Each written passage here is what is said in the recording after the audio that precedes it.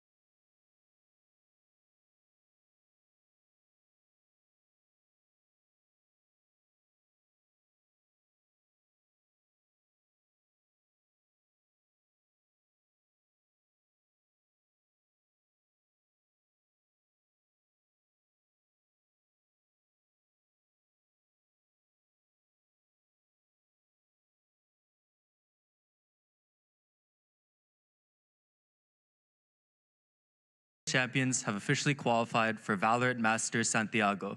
I introduce to you NRG. Let's give a round of applause for NRG, third seat, qualified for VALORANT Masters Santiago. So, thank you all for joining me. Congratulations again. Very wild series. Just initial thoughts on the group stage. Mata, you were talking about how you thought it was going to be cool to play XLG, but just initial thoughts for everyone else on the team. It's my first time looking at it, but I like our odds so far. Last time we were in Champs Paris, we took a photo with Jailai Gaming, so it's gonna be fun to play against them. Awesome. And then we're gonna hand off any questions for fan and media that have anything. So Ash, take it away.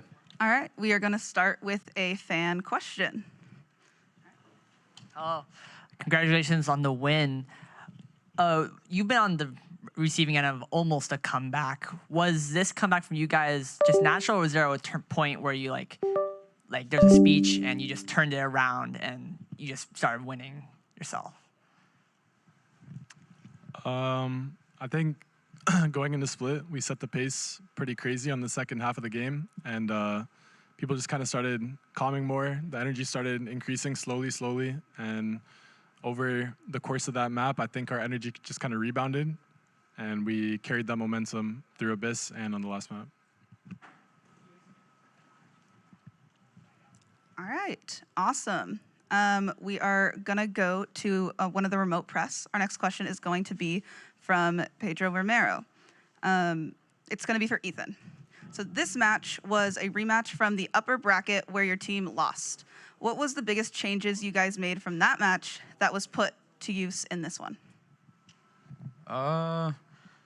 Definitely some fixes to our defense versus mibr's calling.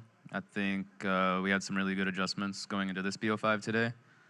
And just playing with confidence and figuring out our map pool as well. I think that was a big thing for this game. All right, we're gonna go ahead to one of our in-person press. Hello, Eliana, esports freelance journalist. This question can go to anyone, but it's going to be similar to the question I think I asked at Champs.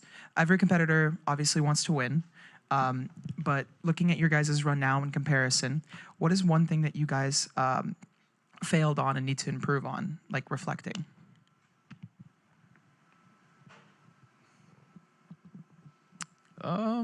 I think our mental is really good.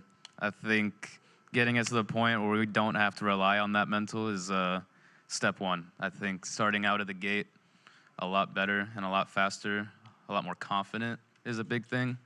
And yeah, we'll try to improve on that for Santiago.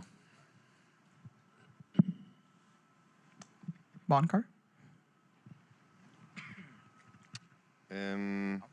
Something we need to improve on since champs. I mean, it's a different team now and completely different meta, to be honest. I think maybe we need to diversify a little bit with our comps and stuff and explore, to be honest, because of the double duelist meta that's right now, I'd say. Other than that, we're pretty solid. All right. Our next question is going to be another remote question. This one is going to be from Ravishing Ravish. And this is to the whole team. If you guys win Masters Santiago, who's going bald? Definitely not me. 100% Scuba. It's not going to be me. There's no doubt in my mind that it's Bonkar. I promise you it's Bonk. No one else is going ball except Bonk. All right, lock it in. Yeah, Bonk would. All right, we lock it in with Bonk. Definitely him. I'll do it. You did have a buzz last kickoff, so I mean, Yeah, it makes well, we sense. sucked then, so. Oh, true. Maybe that's bad luck, honestly. Yeah. Never mind. All right. Sage, did you have a question? Yeah, I mean, I just want to follow up on what Ethan was talking about with just this aspect of getting past slow starts. I mean, what happened today in maps 1 and 2? Because when I spoke to you, I think like 16 hours ago, you were talking about how mibr play a very standard game, and that you're only really, if anything, worried more about G2, if anything. But then today, like mibr were on the precipice of qualifying for Santiago. So how do you look back at that start of the series and then bouncing back through that? Yeah, we knew the stakes were high for them, coming from all the way in the upper bracket, whatever it's called, losing both BO5s and then ending up here.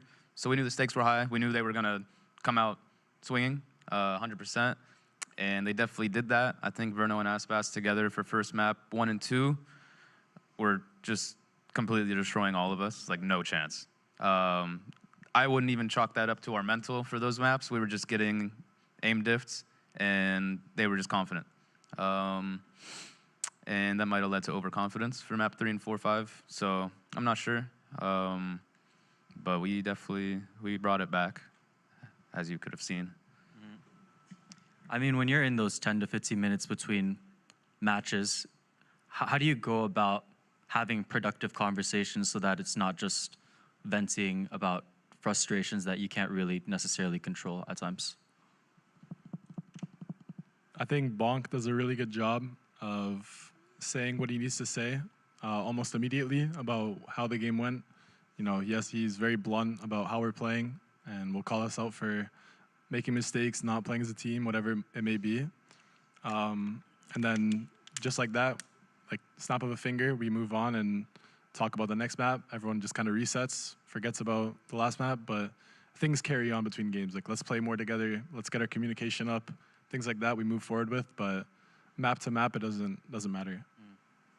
And I guess just to follow up on Mada's point, for you, Bonkar, do you have a system of how you change up how you speak to players depending on if you have 15 minutes between a match versus 24 hours before your next series?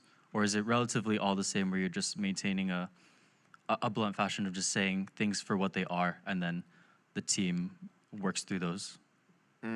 Always saying things for what they are, but it's more about changing tone, because you can say the same sentence with 2 different tones in your voice, and the message can be completely different things, yeah. So sometimes maybe if they need energy, I need to step it up in my tone and speak in a different way. If I need them to cool down, then obviously I need to cool down. If I start screaming at them when they are being hectic and stuff, then they're most likely not going to cool down. So it depends on the scenario, but the sentences are always the same. Always calling out things for what they are, just how I approach them. Yeah, I guess just another follow-up onto that. Sorry, it's just very interesting. When you are down 9-3 on a map that could possibly decide if you go to Santiago or not, are you primarily trying to relay your information in a calm manner, or is it more so you're trying to bring back energy that's lost when you're falling down the first half? In that specific scenario on Split, it was very calm because I knew that if we were going to turn it around, they just had to trust each other and start playing the game. So it was just like, guys, trust each other, start playing the game, start playing to win, stop playing not to lose, all of these things. There wasn't any high tone things needed. They had the prep, they knew exactly what to do. So it was more like get everyone down to the same energy levels and start playing the game together. So it was very calm. Thank you for that insight. Ash, is there any questions from remote media? We're actually going to go to a question from the audience. JK. All right.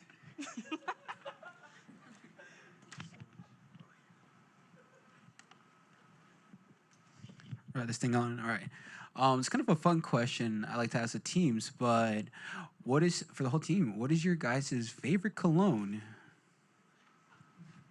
You can't be leaking that. You can't be leaking your scent.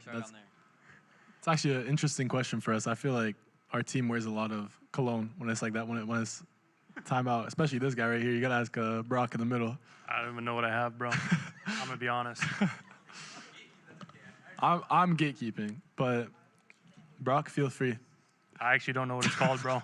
I have a cologne. It's gatekeeping as well. Ooh, the Tom Ford leather, whichever one that is called. Tom Ford, if you want to sponsor them. Yeah, I'm not sure what I have either. I changed around with 3 different ones. So it depends on like, if we're winning, I keep doing the same. If we're losing, screw that, on to the next one. He's lying. He does not do that. Mine's like Sauvage something. I don't remember the full name, but. Gio? I mean, I have no idea what it's called either, to be honest. Hope that's the answer you wanted. We don't smell bad, though. We don't smell bad at all. I promise you that. We smell good.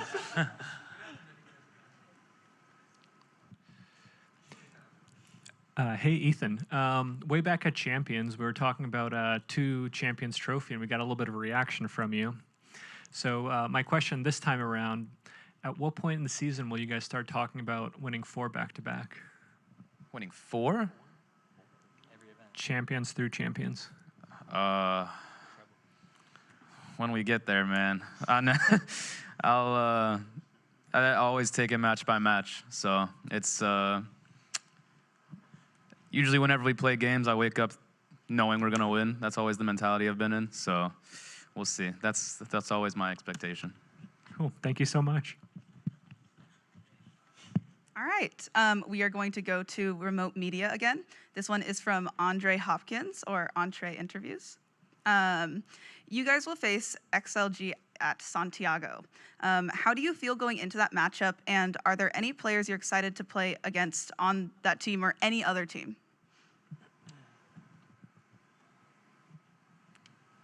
I'm excited to play Rarga. He messaged me a long time ago, I think it was when they qualified to Toronto, that he watched a lot of my games to improve, and that was kind of a nice message from him, so it's going to be fun to play against him. I think he's a great player, insane pop-off potential, and I feel like that duelist head-to-head is going to be fun. Awesome. Anybody else? I always like playing teams from around the world, so as long as we don't play in an A team, it's always fun, especially XLG. They're very interesting the way they play, and looks really fun. All right. We're going to do one I want to more. play G2. Thanks. All right. We're going to do a remote question again. This one's from Chitaku with Universo VALORANT Chile. And this is for Kiko. How has your adaptation to what VCT Americas has been, and what differences are there from EMEA? I would say it's a play style difference. EMEA, kind of everyone really plays the same, just very structured, very disciplined.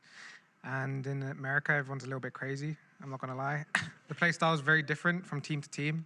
Each team has their own like identity, and it's not like a clone of someone else. Not trying to mimic each other.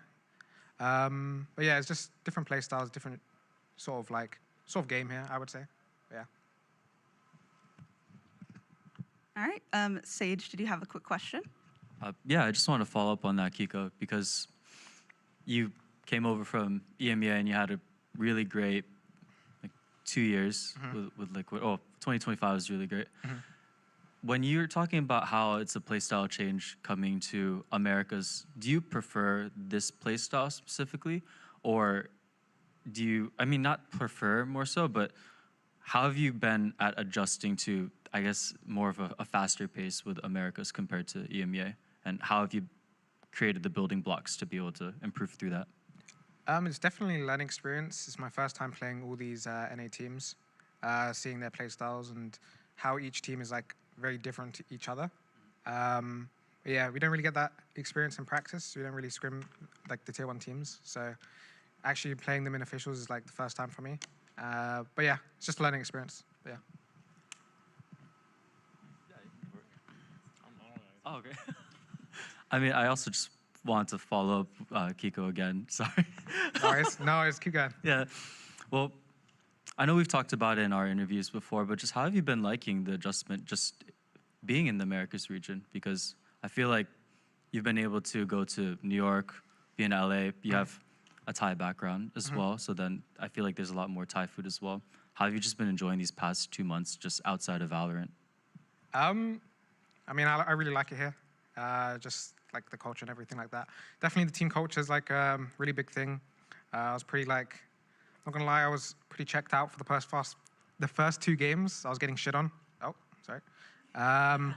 But yeah, I mean, the team just kind of, you know, uplifted me. Started getting active, started playing, and yeah, and I pulled through for the last like 3 halves of the game. I mean, 3 maps. So yeah, it was pretty good experience reverse sweepings first time. Ash, is there any remote interviews or remote media?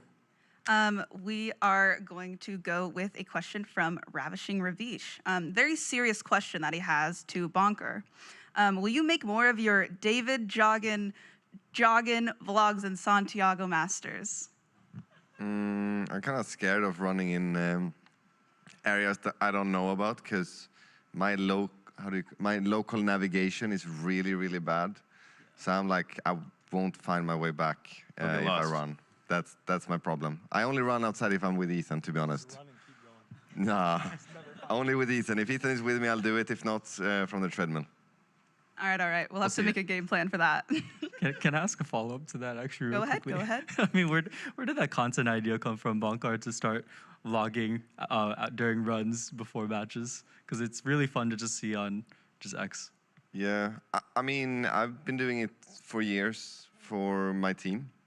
It's like, not every day, but every other day on average. I do it every other day, just talk to them while I'm running, sending them videos and things like that, just to make sure they wake up, give them some motivating words, talking to them what we're going to do throughout the practice day, all of these things, wishing them good stuff, pointing out previous day, what the focus is going to be, these things. So, yeah.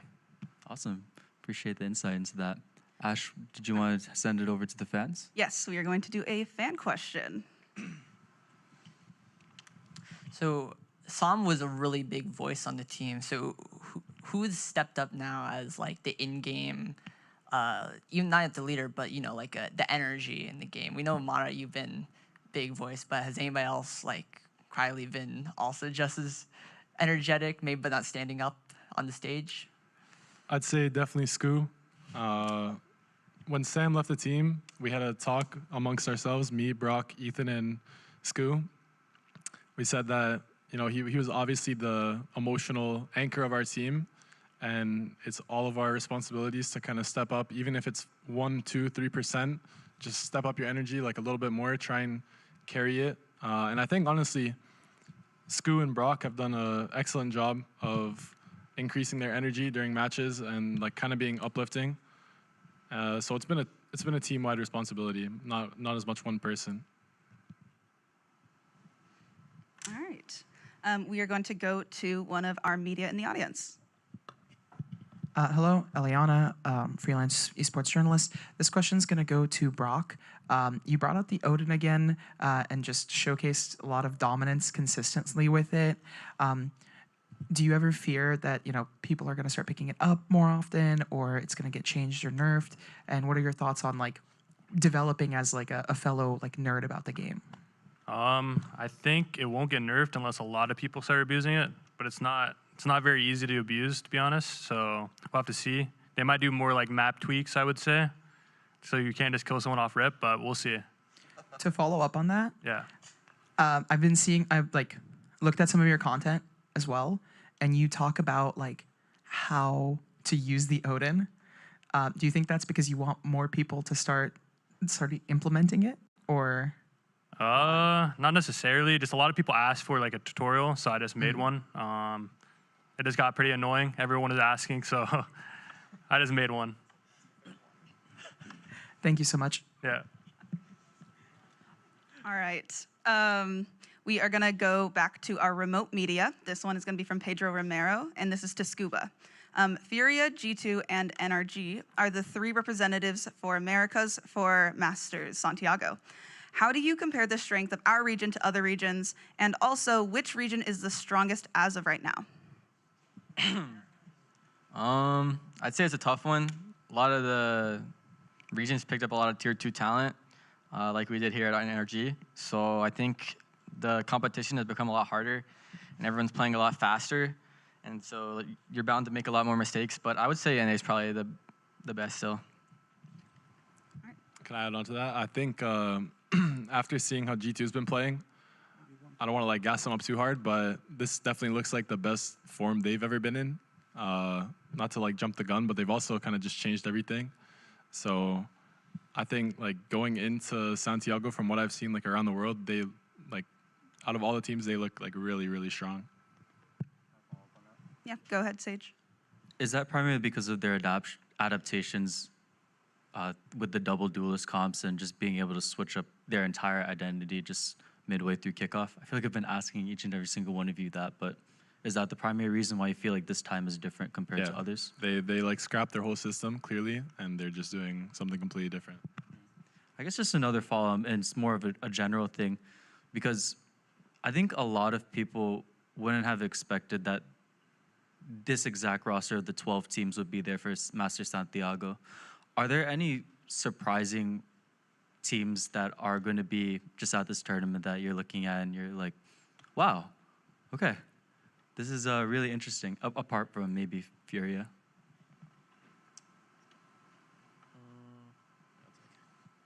I mean, the whole like first seed is crazy for me.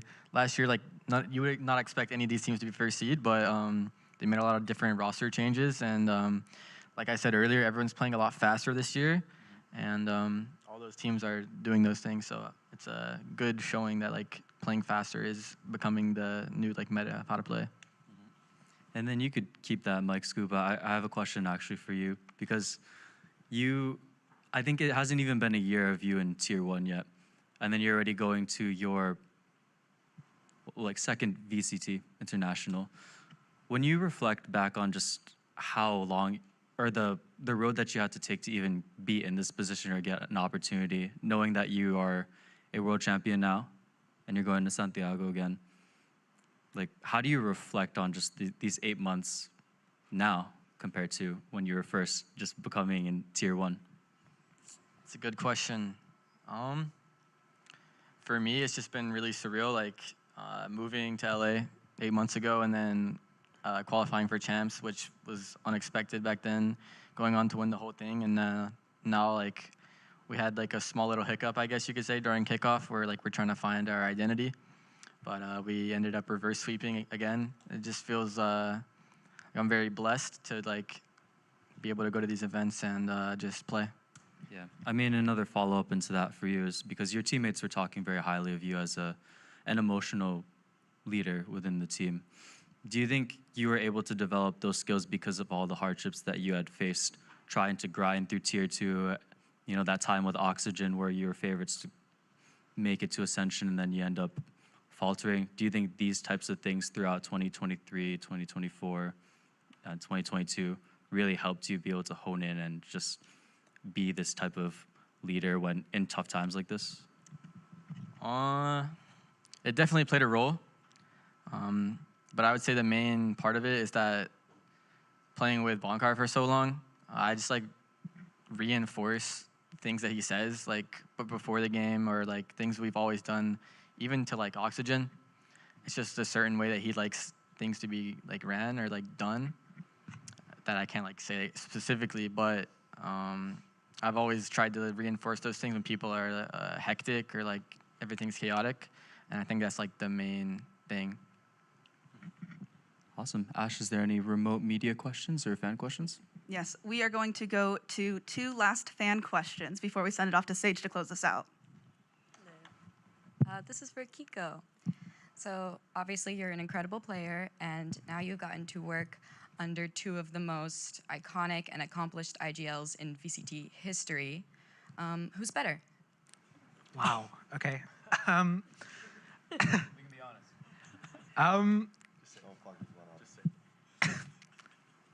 I mean, 2 very different players, I would say. I've learned a lot from Ethan, learned a lot from Nats. Both of them are very, very talented. Just 2 different styles. Better is a crazy question here. Good question. But Very good question. Amazing I will question. say my lovely IGL Ethan is currently the best IGL. Thanks, dog. All right. We are going to go to another fan question.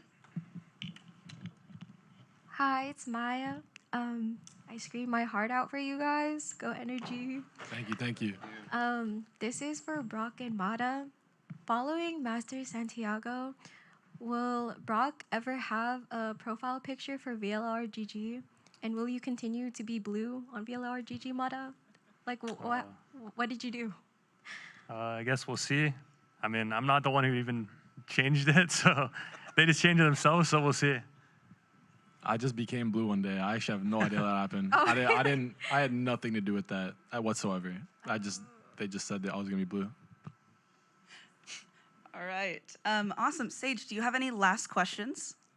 Yeah, I think before I close it out, I just wanted to give y'all the floor to just speak to fans before you go into this 2-week period of just grinding before Santiago. So just any message that you had for people here watching, and then just fans that were ripping apart their hair during that series. I just want to say thank you to all the support, the love you guys give us. We feel it the entire way, the messages and everything.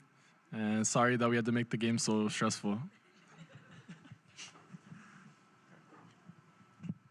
Yeah, just reinforcing. Thank you to all the fans. Like, we see you all, we hear you all. We appreciate it a lot. Some games we don't have the most of them, but we see all of you, and we really, really, really appreciate it. Thank you. All right. Thank you to all of the media who's watching this, if you're here in person or remote. And thank you to all the fans that show up as well. And hopefully we can see all of you in Masters Santiago as well. Thank you, thank you. Bye, everyone. Take care. Thank you for joining us. Thank you.